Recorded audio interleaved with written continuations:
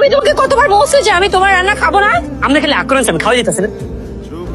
এই অসভ্য, মানে তোমাকে আমি এতবার করে নিষেধ করছি, তারপর তুমি কেন একই কাজ করছো? ফার্দার আর কোনোদিন যদি তুমি এই কাজ করতে আসো না, আমার ঘরের আশপাশে যদি আসো না, তাহলে বাকি গালে আমি চড় বসিয়ে দিব। যার সাথে 2 দিন পর তোর বিয়ে হবে তার গায়ে তুই হাত তুললি।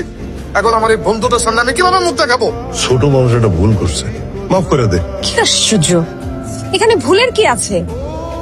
আপনার ছেলে যদি আমার মেয়ের অনুমতি না নিয়ে ওর ঘরে ঢুকে ওকে ডিস্টার্ব না করতো, তাহলে আমার মেয়ে কখনোই আপনার ছেলের গায়ে হাত তুলতো না। ওরা আসার পর থেকে ওদেরকে এত অপমান করি, ওরা তো কোনোভাবেই যাচ্ছে না মা।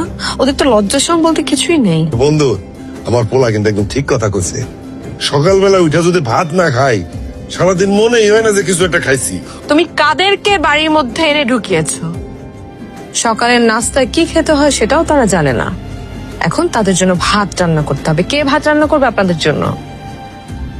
ভাতে পানি দিয়ে ফেলেছি। এরা টেবিলে বসে পান্তা ভাত খাচ্ছে কেন?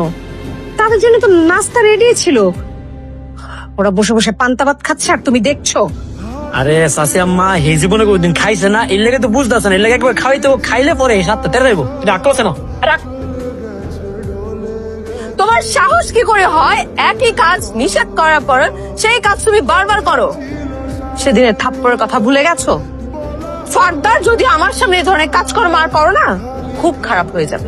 সকালে খাবার টেবিলে আপনাকে এত করে অপমান করলাম, তারপর আপনার লাজ লজ্জা হয়নি? আপনি আবার আমার সামনে এসে দাঁড়িয়েছেন, তাও আবার আমার যাওয়ার পথে বাধা দিচ্ছেন। কি চান আপনি? গাড়ির চাবিটা আমাকে বুঝিয়ে দিয়ে এরপর আপনার যেখানে মনে চায় আপনি চলে যান। আপনি কেন আমার গাড়ির চাবি জোর করে আদায় করে নেবেন? এই যে গাড়িটা নিয়ে আপনি এত বড়াই করছেন, এই যে বিল্ডিং আপনি থাকেন, এই বিল্ডিং যে টাকা নিয়ে আপনার এত ফুটানি, টাকা আপনার বাবার কোম্পানি, ব্যবসা, সবকিছু এগুলো এক তো আপনার না, এগুলো আমার আর আমার বাবার। আমরা তো এতদিন জানতাম এই সমস্ত কিছুর মালিক শুধু আমরা, আর এখন হুট করে কে একজন এসে বলবে